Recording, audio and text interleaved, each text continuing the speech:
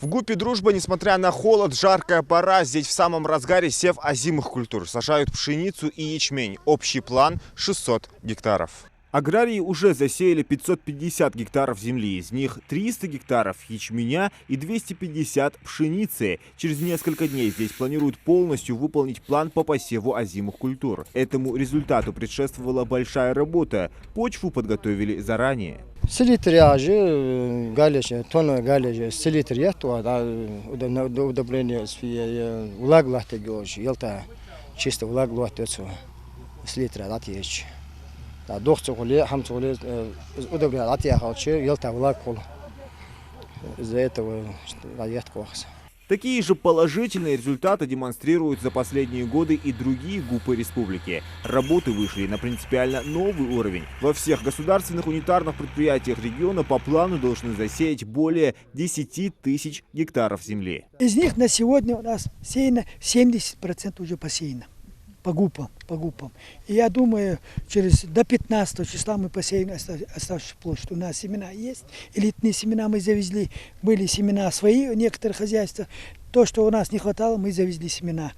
С Щелково агрохимии завезли. Сажают пшеницу, ячмень и рапс. Площади многих культур по сравнению с прошлым годом значительно увеличили. Даже мы увеличили посевную площадь под озимые культуры на 1000 гектаров увеличили. И работа более слаженно идет, более платно. И я имею в виду, сегодня по сравнению с прошлым годом мы больше посеяли озимой культуры. Больше. 70%, 75% уже посеяли. Несмотря на то, что уборку из-за погоды аграрии республики начали в этом году позже обычного, это никак не сказалось на конечный результат. В среднем урожайность зерновых и колосовых составила 40 центнеров с гектара. Это на 25% больше, чем в 2021 году. Уборочная кампания на финишной прямой. Уборку поздних яровых культур, кукурузу, картофель, это уже мы где-то процентов 75-80 мы убрали. Но еще не закончили, заканчиваем. Средняя урожайность кукурузы у нас 50-55 центнеров с гектара кукурузы. Картофеля мы взяли 250-240 центнеров с гектара. Овощи также 110 центнеров. Уже поднялись первые всходы ячменя. Несмотря на то, что в последние годы фиксируется засуха, аграриям приходится принимать новые методы и решения в борьбе с ней. Мы применяем районированные сорта культур, применяем удобрения, листовые подкормки, делаем все, что в наших силах для того, чтобы получить достойные урожаи. В этом году мы увеличили озимый клин. У нас обычно идет 60/40 от общих посевных площадей. У нас около 71 тысячи было в этом году и в прошлом году.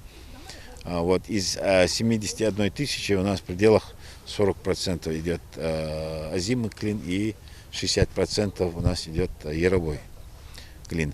И в этом году из-за того, что мы сейчас говорим, что изменение климатических условий, мы переносим, скажем так, с ярового клина процентов 10 на озимый клин. Размножается в регионе стремительно и полевая мышь, из-за которой приходится протравливать семена. Несмотря на это, под урожай 2023 года посевные площади озимых зерновых культур увеличили на 25%. Мы планировали в этом году по структуре 26 200 гектаров посадить. А у нас уже по структуре идет уже около 28 тысяч гектаров у нас по озимому клину. То есть мы добавили около 2000 в озимый клин. И это связано, как я вам говорю, из-за того, что нехватки влаги. Мы хотя бы используем эту зимнюю влагу для того, чтобы получить хороший урожай. По яровым, конечно, большие проблемы у нас бывают культурам, но мы хотим восполнить этот вал зерновых колосовых за счет озимых.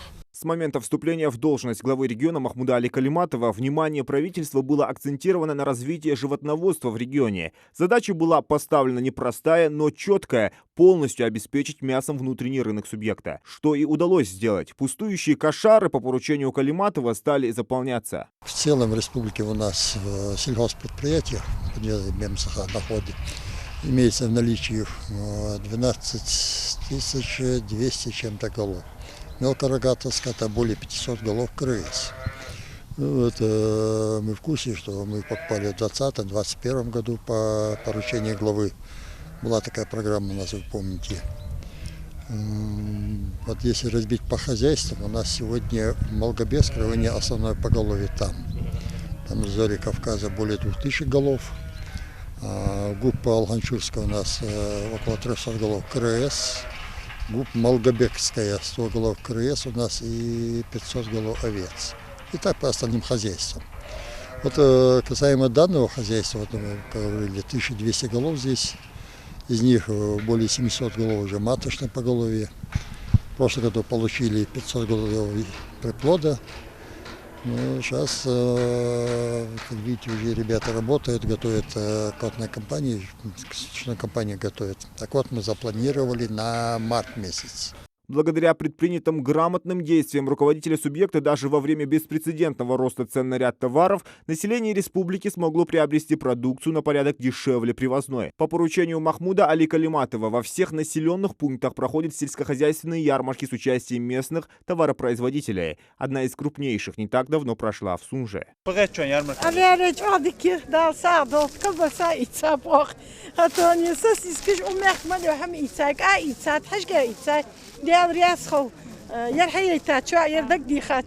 На выставке Дашогуйри представили продукты по ценам ниже рыночных. Это результат кропотливой работы фермеров, аграриев и крупных компаний региона, отметил Махмуд Али Калиматов. Продовольственная безопасность, она постоянно в речах и в указах президента нашей страны Владимира Владимировича Путина.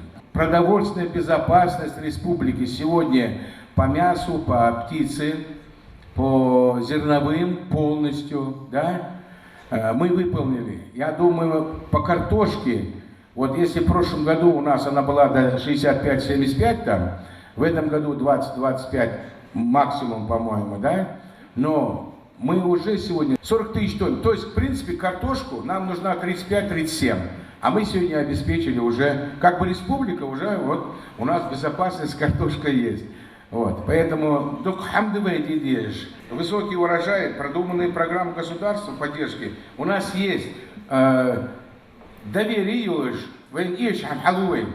то есть у нас программа, мы во всех программах участвуем, которые Министерство сельского хозяйства России огромную помощь оказывает. Мы ведь дороги, детский сад, дом культуры, вот я знаю, вечери детский сад дети, вот это же по программе Министерства сельского хозяйства, понимаете, развитие сельских поселений, где-то дороги, где-то дом культуры, жайрахи там юртот, да?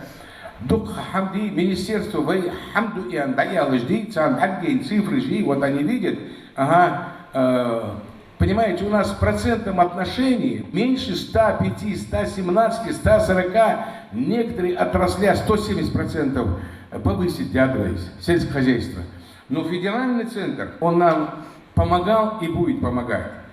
И знаете, мне легко сегодня наши итоги беру, еду, Государственная поддержка играет большую роль в развитии сельского хозяйства республики. Фермеры и аграрии региона ежегодно получают гранты. У нас работает несколько программ поддержки наших фермеров, крестьянско-фермерских хозяйств.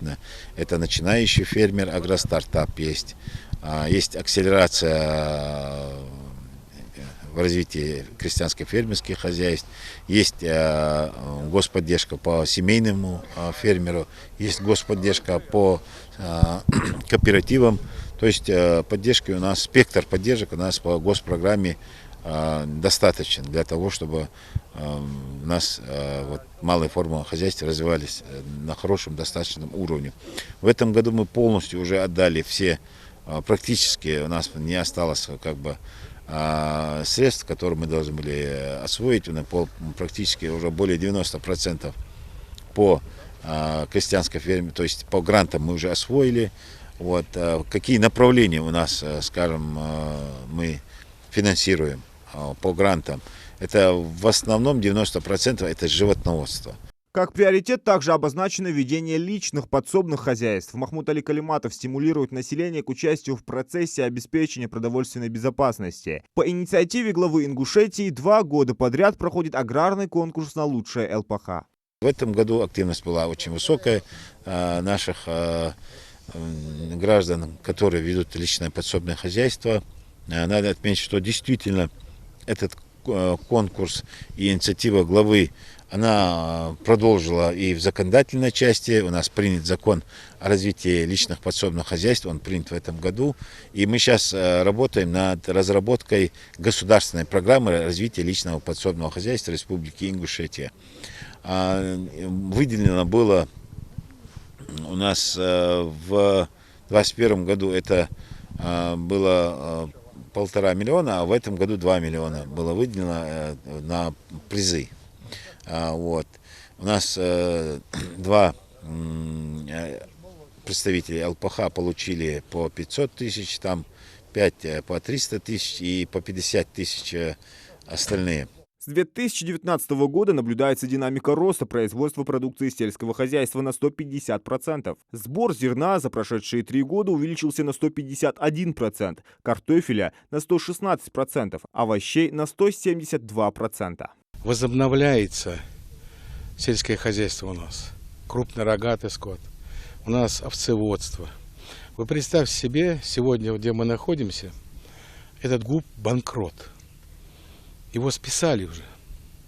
А сегодня, как и по нашим данным статистическим, и по докладу министра, руководителя, они не имеют ни одной копейки задолженности, ни налогов, ни по зарплате, ни кредиторки. И у них прекрасное будущее. Все 12 ГУПов, они были закредитованы, они были убыточные. У них было зарплаты много, задолженности. Сегодня, это уже на конец даже того года, представьте себе, и то, что меня радует, что у нас ни один ГУП не должен ни одну копейку. Ни по налогам, ни по зарплате, ни кредиторки. Сельское хозяйство остается одним из основных направлений развития экономики республики. Аграрии и фермеры не планируют сбавлять обороты. Рост намечается по всем направлениям, ведь совсем скоро поголовье лишь мелкого рогатого скота планируют увеличить до 15 тысяч. Зелимхан Калоев, Мухаммад Билакиев, Новости 24.